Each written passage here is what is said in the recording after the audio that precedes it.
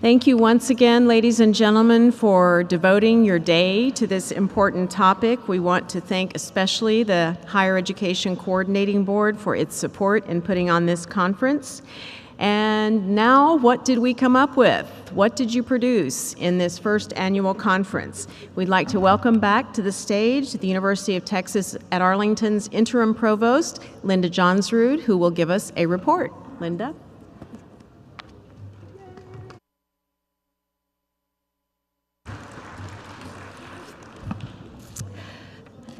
Greetings, everyone. Well, I actually couldn't be more excited about the future. I don't know about you, but I get high when I'm around people who are talking about the same outcomes. And we come at it from different angles, but we're all committed to the same thing. And that's the beauty of a plan. It gives you focus, it gives you direction. Now, our plan, 60 by 30, is certainly a big, bold plan, but it does give us focus. And I think what every one of us has to think about in the next decade is when we have options between doing X or doing Y, we need to think what will make us advance on our plan. And that's what it takes. It takes somebody getting up every morning and focusing on whatever their piece of that pie is. That's the way you make headway. And so I'm hoping, and I will say this at the end, that each of you are leaving with not only a degree of excitement, but also a next step, what you think you could do or your organization could do to advance us on this path that we're on. Now, what we did today, besides the speakers and the panels, the work that you did in those small sessions was really, we came up with 16 different tools that we thought we here at UTA believe are helping us move the needle. And we used those to organize the sessions. And then you brainstormed challenges, you brainstormed solutions, you celebrated processes that are already in place. And we had scribes and floaters taking down all kinds of information. So I'm just going to run through the highlights of what came up around each of the big goals. First of all, and sort of the themes and the threads that seem to weave through these discussions that you had. The first goal, which I really consider the umbrella goal, which is the 60 by 30, achieving that 60% by 2030. It was very clear that increasing student awareness early about college as an option, about post-secondary training and what leads to careers, that ran through actually all four of the goals. Is early, get started early. Maybe 8th and 9th grade is too late. Maybe we go to middle school. We just need to start earlier, not only with our students, but also with their families, their parents. And that became another theme, engaging with families and parents. I think that particularly when we think of our demographics, the number of first-generation college-going students that we have, they don't come home to talk to their parents. The parents aren't those who've had a higher education experience. And if you haven't had it, you're not going to talk about it. They have aspirations for their children, but if we really want to help them move that young person into college through high school, we have to start earlier and we have to engage in parents. I think K-12 is much better at this than we in higher ed are. We sort of sit back, and for a long time we could sit back and wait for students to come to us. Now we're much more engaged in recruitment, but we have to keep that engagement going throughout our efforts to retain and move a student through to completion. It takes the family and that community support that I don't think we've developed very good ways of addressing at all. Re-engaging those who have left, go to where they are. It's really easy for those of us in 2-year and 4-year institutions to go to high schools and recruit. We have a captive audience. But once they're not in high school or they're not in a classroom someplace, they're much more difficult to recruit. Because where are you going to go? Where are you going to put your posters? Laundromats, workplaces, churches. You just have to be more creative, but we have to go to where people are. The other big theme that ran through many of these was so obvious: strengthening the connection between K-12 and higher ed. There were some comments made about, okay, you university researchers, you do the research on best practice. Do we share it, or do we publish articles that nobody reads? And it's fine to publish articles, but maybe we need to turn those articles into policy pieces or best practice pieces that are one-pagers that could be sent out into the schools. We need to make sure that the work we do gets to the people who can put it to best use. We need to have a process. Oh, I thought this was a telling comment. Processes need to continue when people turn over. Programs need to continue when people turn over. I think that's throughout the pipeline. Clearly, we have lots of turnover. People come and go. But when we've put something in place and we think it's working, then we really do need to find the personnel to make that program a continuous effort. Consistently aligning curriculum, aligning dual credit. We have to make sure that and I don't care if it's middle school to high school to the 2-year or the 4-year, 2-year to 4-year.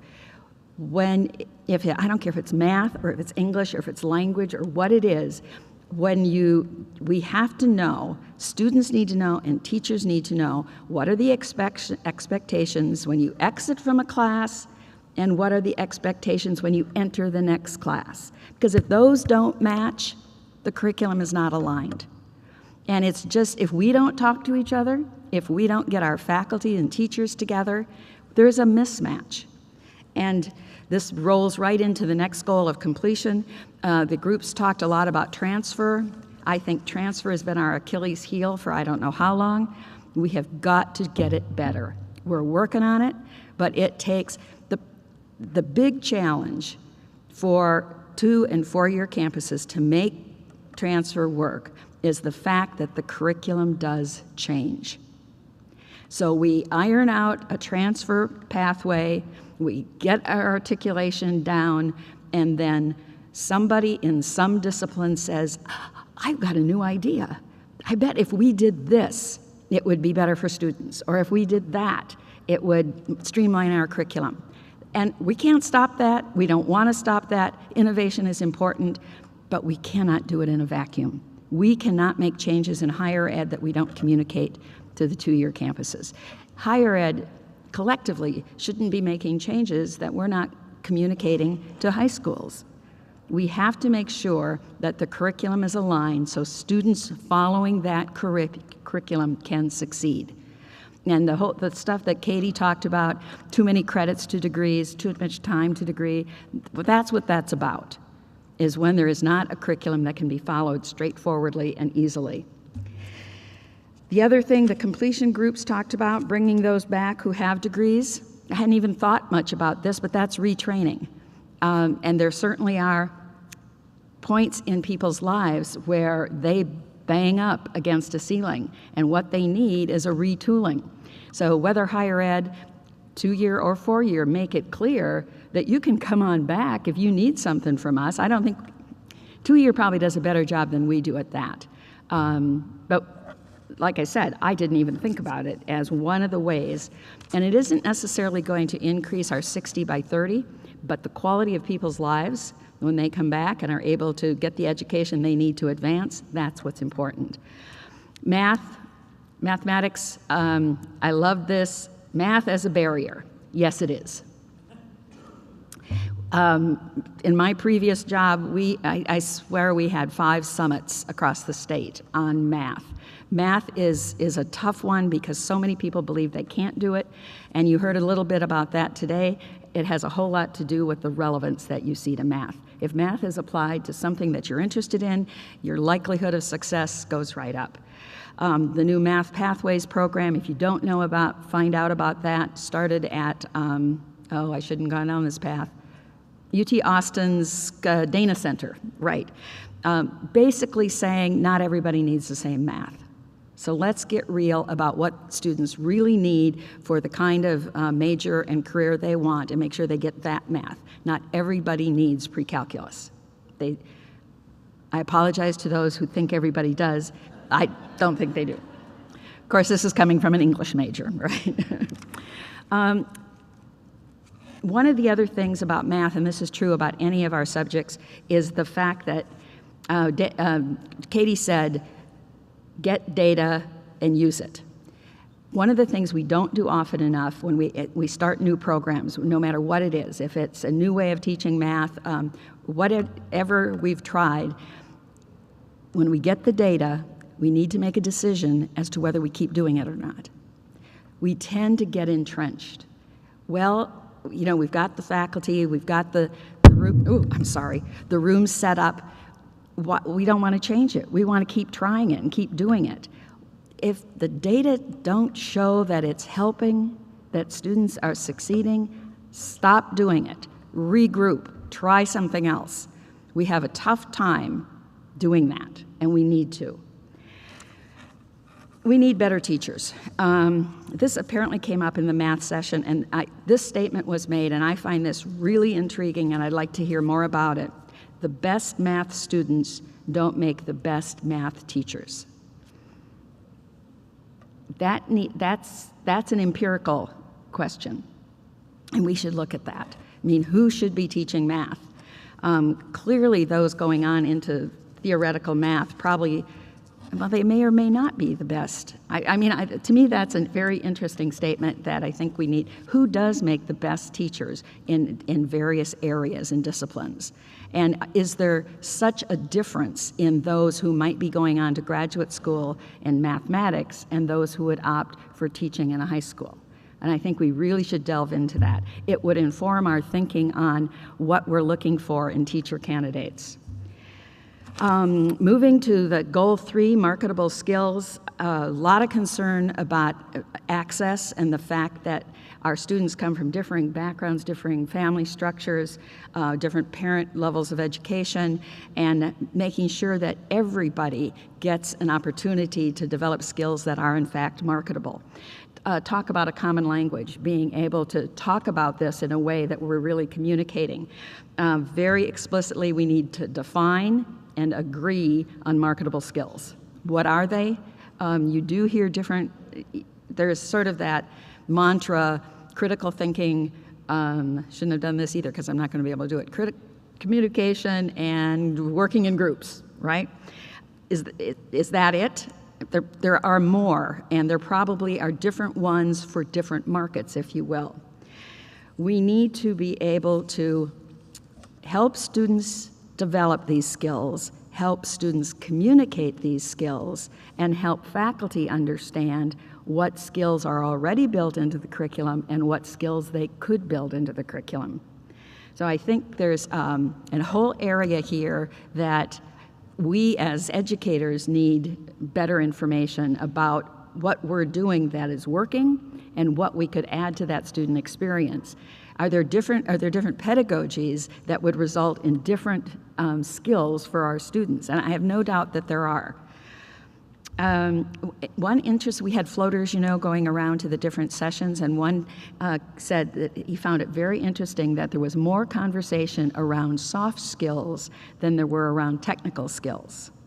Might be a function of our audience. I don't talk a lot about technical skills either, but clearly there was a sense that those soft skills are really important. The ability to get along, the ability to, I loved what Lily said in the panel, the ability to adapt to the culture of the place you are. Huge. If you haven't been outside of your own sphere and you walk into an IBM or you walk into a hospital, those are distinct cultures, and you have to have the adaptability, made that word up, just the poise, the, what do I want to say, resilience to walk in and adapt. And we can help our students do that, but we have to be intentional about it and thoughtful about it. Marketable skills, what else? Educate the faculty about the core curriculum. There's 42 hours there that every student takes. Are they gaining marketable skills in those 42 hours? Yes, they are. What are they, and how do we make sure students know what they've gained and can articulate what they've gained? Let's see here. And here was connecting, just as we said, connect students earlier with the options of college, connect students earlier with the workforce. This career investigation course that's being offered in the 8th grade as a result of HB5, I guess. I'm new to Texas, just by the way. It maybe should be earlier. That was the comment made. Is 8th grade? You know, to me, this is a real double-edged sword. I know that if students make up their minds early, set a path, and follow it, their chances of success for an on-time degree and on credit is enhanced. I don't know if students are ready to make those choices in the 8th and 9th grade, or if they do make it, if they're going to change their mind. So I like the idea of, what do you call them, mega majors, where you sort of show students maybe health careers are over here, business careers, education. They're broad categories. And if you take interest tests or whatever, you sort of guide yourself. But it's not, you know, it's not cast in stone. What bothers me if we have really strict pathways from 8th grade, or for example, the early college high schools, you very often have to make that decision in the 8th grade because you go into it in the 9th grade and your path is kind of set.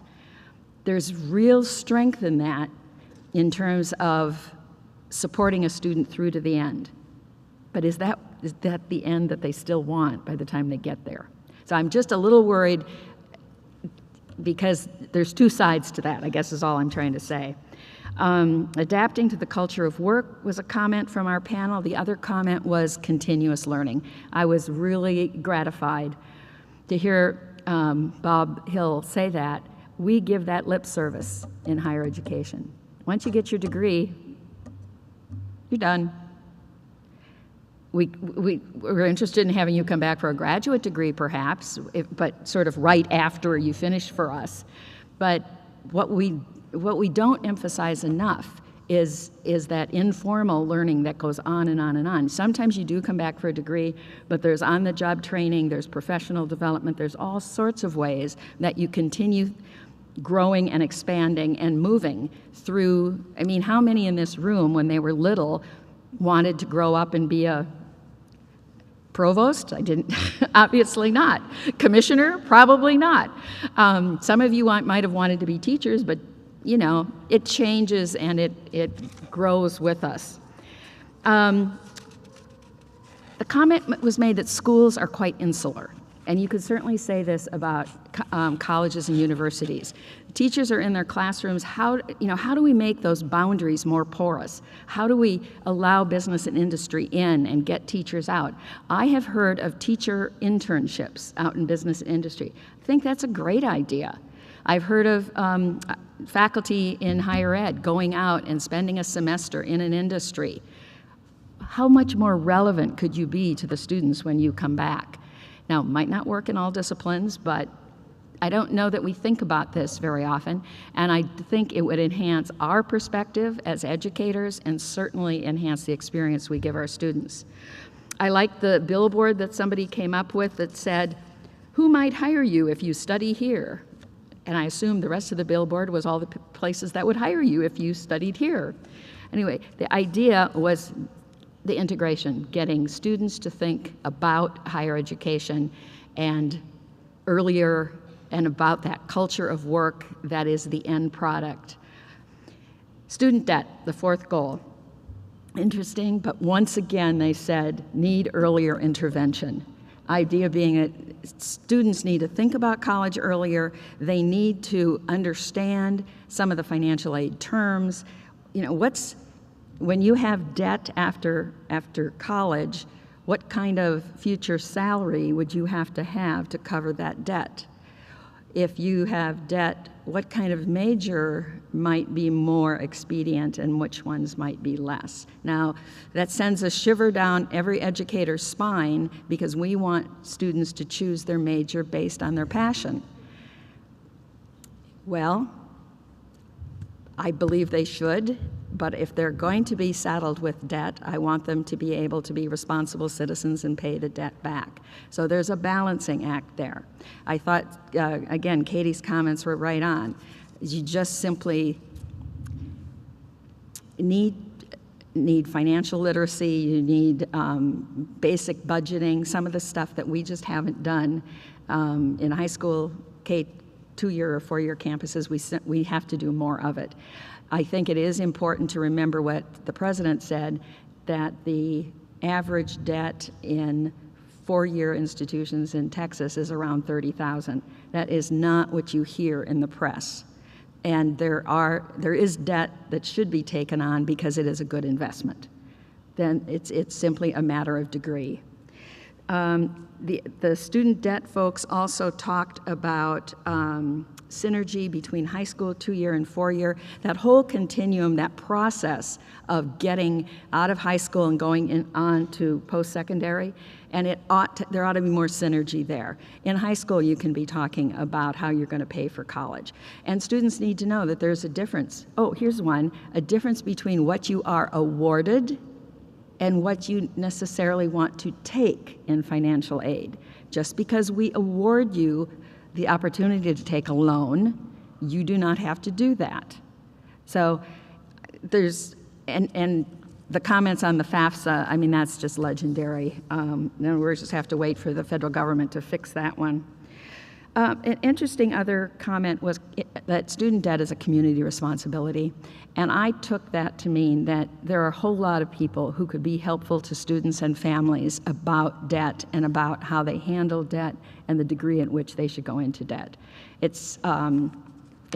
Sometimes it's a taboo subject. It's private, it's personal, and we don't go there.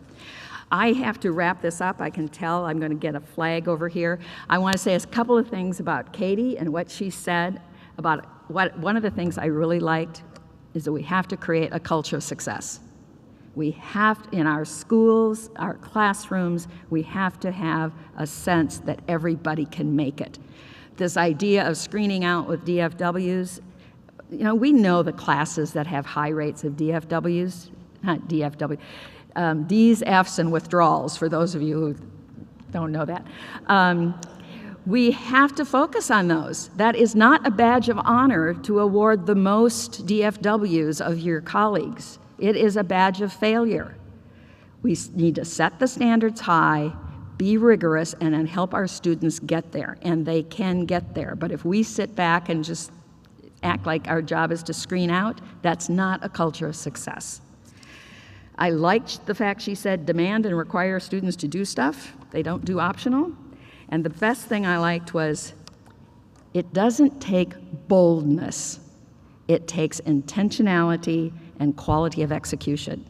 That's what I mean about getting up every morning and focusing on the outcome that you want. That's being intentional.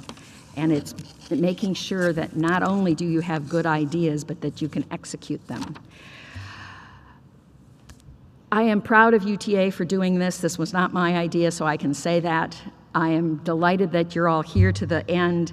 We can continue discussing, refining, and implementing best practices, and we will. We have much to celebrate. We can celebrate the fact that we're all in this room together, but I hope each of us is leaving with one concrete next step. We can do this. And if your concrete next step is to call somebody and say, I want to follow up on that idea, excellent. Thank you all so much. This was a real pleasure. What a wonderful summation of the discussions today. We have two pieces of business before we dismiss. One is to ask Commissioner Paredes for some closing thoughts, and then we will draw our final awarding of the Glass Art Project. Commissioner Paredes.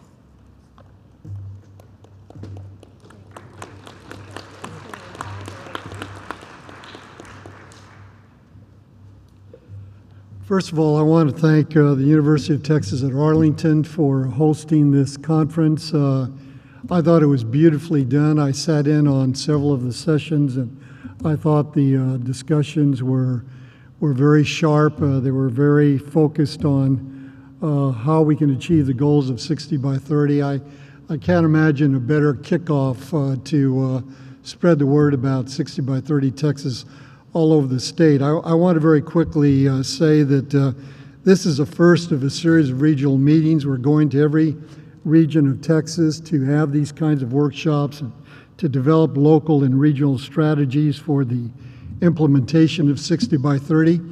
In addition to that, some of you may know that the governor has given me, the Commissioner of Education, and the chairman of the Texas Workforce Commission to also host a series of regional meetings around some broader issues that go beyond 60 by 30 Texas, and to make a report to him by next fall regarding how we can maintain affordability in higher education, how we can align K through 12 in higher education more effectively than is currently the case.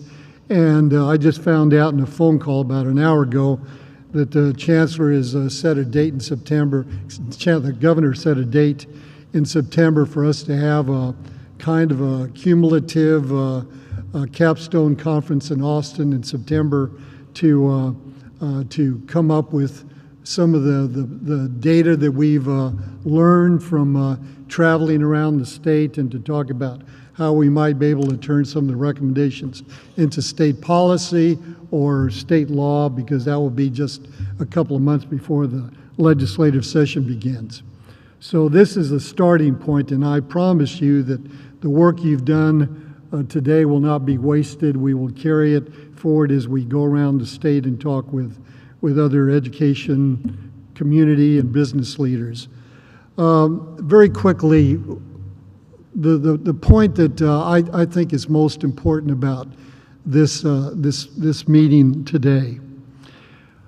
We have got to align K through 12 and higher education more effectively than we do. I was in McAllen yesterday, and there was a panel by 3 superintendents in the region, and they talked about college readiness. They talked about how many students they sent to college and so forth. And it was extraordinary to me how, and this is something we've heard over and over again today, how little informed by data their points were. It's very clear, and we have all kinds of data on this, that the notions of college readiness and K through 12 and higher education are very different. There was a survey that was done, I think it was by Education Week, about 7 or 8 years ago, and it asked university and college faculty and high school teachers one very simple question: how well do high schools do in preparing their students to go to college? Almost 80%, 78% of high school teachers said we do either a good or an excellent job of getting our students ready for college. The response from college and university faculty was exactly the opposite. Less than 20% thought that high school graduates were well prepared to do college level work. We have to do a better job of communicating, and we have to develop standards together. I have a meeting on Thursday with the chair of the State Board of Education and with Mike Morath, the new Commissioner of Education, and we're going to talk about precisely that issue. We're also going to talk about working together to train teachers more effectively, but we are also going to talk about better alignment. A couple of data points. According to ACT, 27% of high school graduates in Texas are college ready across the board. Yesterday in McAllen, I heard numbers like 95%, 75%, 80%. We're not anywhere close to that by any legitimate and rigorous standards of college readiness. I read a study not long ago that pointed out that 40% of students who had 4-point averages in high school are assigned to developmental education in college. Now, there's no point in blaming one sector or the other. There's enough blame to go around to higher education as well as public education. But we have to align better, and we have to make sure that students have a clear understanding of expectations. I also found out yesterday that in McAllen, in that particular part of the Rio Grande Valley, that there are students who accumulate 12, 18, 24 hours worth of dual credit, and they're assigned to developmental education when they actually enroll in a college or a university. Once again, that's the kind of misalignment that we have to correct. You've already heard we have a lot of work to do on transfer issues and making certain that students can transfer from a community college to a university without loss of credit, without loss of credit that counts towards a degree. There is, I heard some very good ideas. I know that some of the outreach efforts that involve UT Arlington, the University of North Texas, Texas Women's University are working quite well. I know that this is a part of the state where Go centers seem to still thrive, and we use that as an effective mechanism for preparing students to go to college. We've got a long way to go. The one point I make about education in Texas, particularly higher education, is we're getting better, but we're not getting better fast enough. And what we have to do is accelerate the pace of improvement. We are not, right now, as I said this morning, we send 53% of high school graduates to college. Now, I also said that we have to recruit from the military, we have to bring back those students who dropped out for a while, but clearly, 53% of high school graduates going to college doesn't translate into 60% of our youngest cohort of adults having a post-secondary credential. We're getting better, but we're not getting better fast enough. And we have a long way to go. We've got 15 years to make the Texas educational system much stronger, and that will serve the best interests of all of our citizens, and it will ensure a higher quality of life for our children and our grandchildren. I didn't used to say grandchildren, but now I do, since I have two. So once again, thank you for your participation, and go on and keep doing good work. Thank you.